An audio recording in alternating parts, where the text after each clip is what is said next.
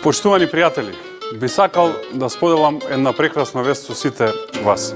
Во деновите кои што следат има добри пријатни вести за македонските граѓани. Дополнително позитивно ќе се изненадите. Ајдете тоа да зборуваме. Ајде за убави работи да зборуваме. Ајде да се веселиме. Ајде за убави работи да зборуваме. Ветивме и остваруваме.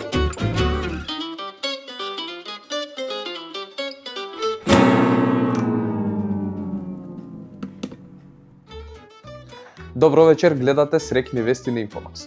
Ајде да видиме за што се радувавме изминатите неколку денови. Стварно сме четврти, и тоа се докажа во Давос. Премиерот ни е четврти по трошење за часови. Прв е Роберт Фицо со часовник од $15,000.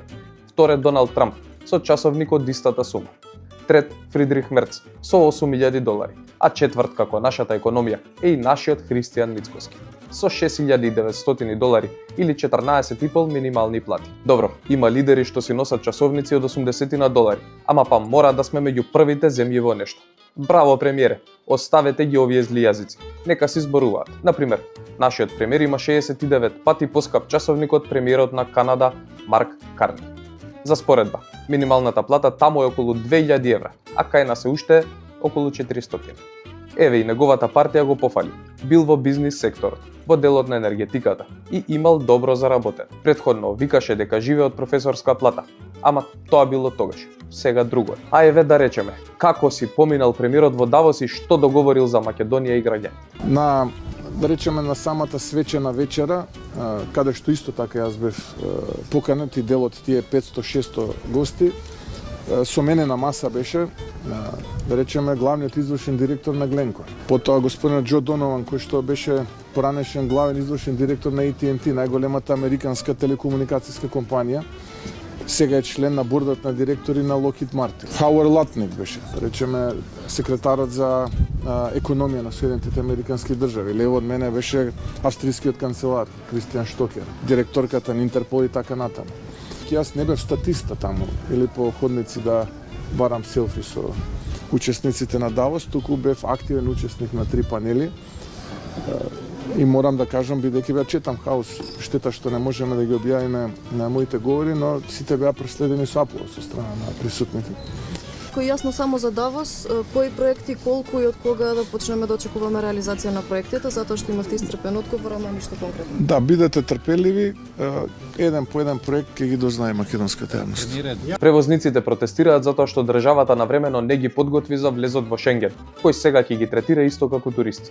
И погодете кој ги поддржа протестите. Да, владата. Истата таа влада која не ги помогна. Дали постои координација помеѓу земјите?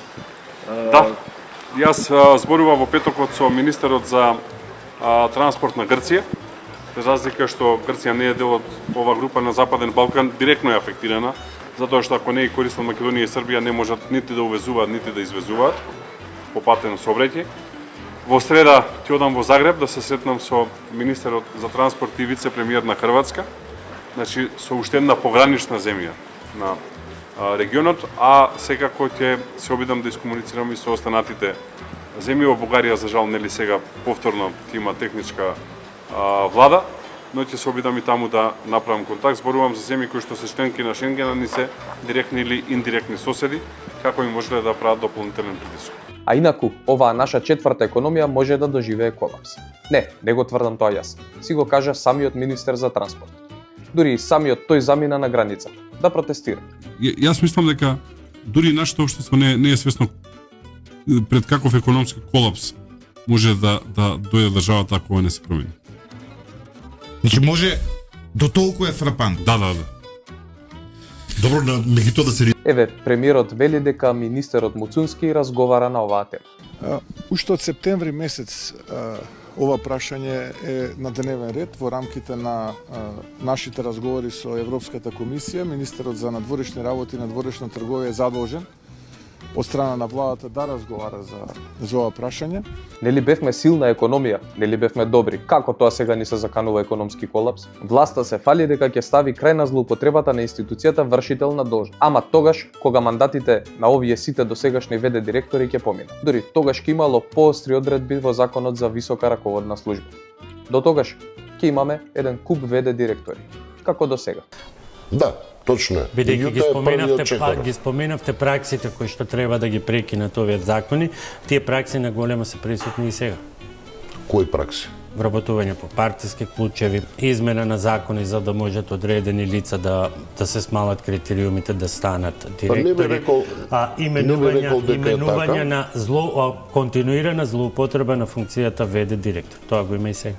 Да, затоа новиот закон кој што го креираме треба да таа злоупотреба ја намали, односно да ја конкретизира. Јас и во мојата изјава кажав дека треба да ставиме крај на ВД или точно да го контролираме мандатот на ВД раководителите. Тоа ќе се случи со донесувањето на овој закон за високи Ајде, раководители. што ново носи овој закон и кој е време? Добро, функционерите од Знам ретко ги гледаме вака со по некој предлог за измена на закон. Ама кога ќе го поднесат, знаат како треба да се направи тоа. Патриотски и најдобро. Прилепчани добиваат нов кружен тек, ама изгледа ќе им го градат новите жители. Тие, економските работници, си чекаат овие што не се мигранти и што ги нема во Македонија на автобуска станица.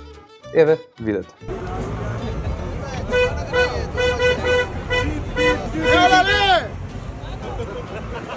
А да, уште да ги видите како се радуваат на снегот.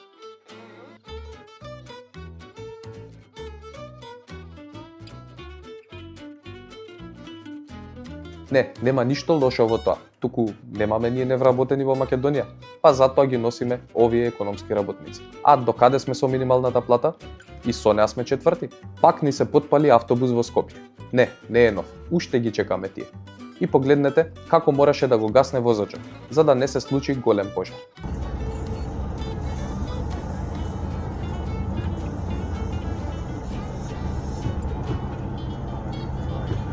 Скопјани добија ветување за нови автобуси, за БРТ, за ефикасен јавен превоз.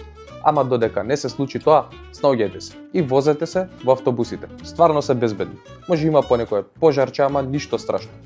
Ако нема ПП апарат, ќе дуваат возачите. Минатата недела видовме снегче, да не сме безичи. Ама и во тоа малкото што дојде се снајдовме одлично. Никој не се лизгаше, автобусите беа навремени. Никој не беше доведен до состојба да лази по улици.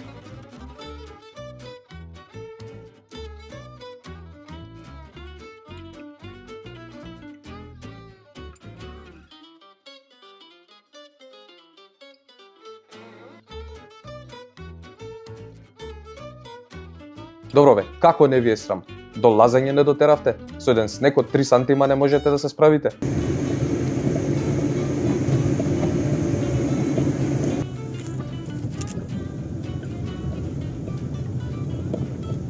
Тоа беше се за ова издание на Срекни вести. До следната недела. Да зборуваме за убави работи.